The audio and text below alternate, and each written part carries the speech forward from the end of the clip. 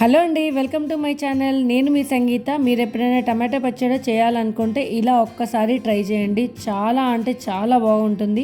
రైస్లోకి, టిఫిన్లోకి రెండిట్లో కూడా చాలా బాగుంటుంది. మాకు వంట రాదు బాబోయ్ అనుకున్న వాళ్ళు కూడా ఈజీగా సింపుల్గా చేసుకునే విధానం చూపిస్తాను, రండి చూద్దాము. ఈ టమాటా పచ్చడి కోసం నేను ఇక్కడ 1/2 kg టమాటో తీసుకున్నాను. టమాటో కూడా బాగా పండినవి, గట్టిగా ఉన్న టమాటో తీసుకోవాలి. అప్పుడే పచ్చడి అనేది చాలా బాగుంటుంది. ఇలా వీడియోలో చూపించిన విధంగా మంచిగా కట్ చేసుకోవాలి. చిన్న చిన్న పీసెస్ కట్ చేసి పక్కకు పెట్టుకోవాలి. ఇప్పుడు ఇలా మిక్సీ జార్ తీసుకొని మనం ముందుగా కట్ చేసుకున్న పెట్టుకున్న టమాటోని వేసేసుకొని అందులోనే చింతపండు, మీడియం సైజ్ చింతపండు, నిమ్మ సైజ్ అంతా చింతపండుని వేసుకోండి. వీడియోలో చూపించిన విధంగా విడివిడిగా చేసుకొని చింతపండు వేసుకుంటే గ్రాండ్ మంచిగా అయిపోతుంది. అందులోనే 3 టేబుల్ స్పూన్ కారం వేసుకోండి. మీకు 1/2 kg టమాటో తీసుకున్నాం కాబట్టి 3 టేబుల్ స్పూన్ కారం అయితే కరెక్ట్ గా సరిపోతుంది.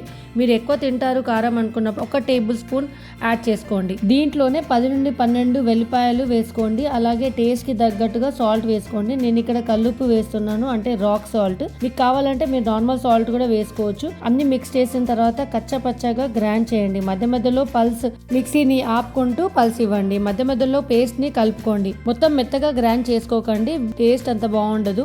ఇలా గ్రైండ్ చేసిన పేస్ట్ ని పక్కకు పెట్టుకోండి. ఇప్పుడు ఒక ప్యాన్ తీసుకొని అందులో 1/2 కప్పు ఆయిల్ వేసుకోండి. పచ్చడికి ఆయిల్ ఎక్కువ ఉంటేనే మంచిగా ఉంటుంది. ఒక 1 వీక్ 10 డేస్ వరకు నిల్వ ఉంటుంది. లేదంటే ఆయిల్ తక్కువ ఉంటే పచ్చడి అంత బాగుండదు. ఆయిల్ వేడైన తర్వాత 1 టేబుల్ స్పూన్ ఆవాలు, 1 టేబుల్ స్పూన్ జీలకర్ర, 1 టేబుల్ స్పూన్ మినపప్పు, 1 టేబుల్ స్పూన్ శనగపప్పుని వేసుకొని మంచిగా ఫ్రై చేసుకోవాలి. ఆవాలు చిటపటలాడే వరకు ఫ్రై అయిన తర్వాత అందులో 10 నుండి 12 వెల్లుల్లి మంచి కచ్చపచ్చగా దంచుకొని వేసుకోవాలి. 5 నుండి 6 వట్టిమిరపకాయలు వేసుకోండి. కొద్దిగా కరివేపాకు, 1/2 టేబుల్ స్పూన్ ఇంగువని వేసుకొని మంచిగా ఫ్రై చేసుకోండి.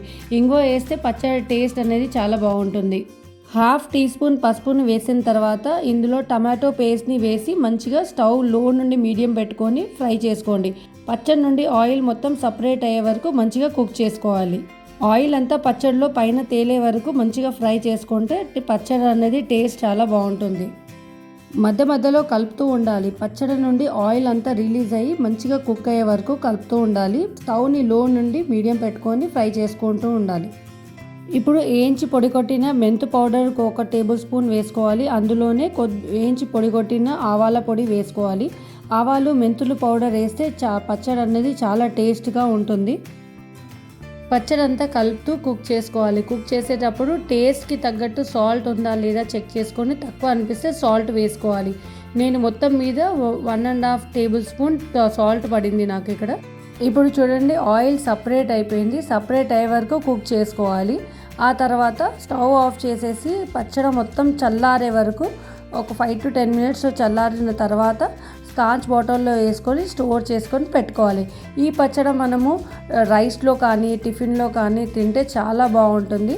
మనం దీన్ని ఫ్రిడ్జ్లో కూడా స్టోర్ చేసుకోవచ్చు. 1 వీక్ బయట పెట్టుకొని ఫ్రిడ్జ్లో కూడా స్టోర్ చేసుకుంటే మంచిగా పాడవకుండా మంచిగా ఉంటుంది.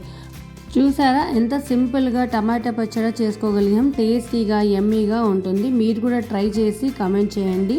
వీడియో నచ్చితే లైక్ చేసి మన ఛానల్ని సబ్స్క్రైబ్ చేసుకోండి. Thank you so much for watching.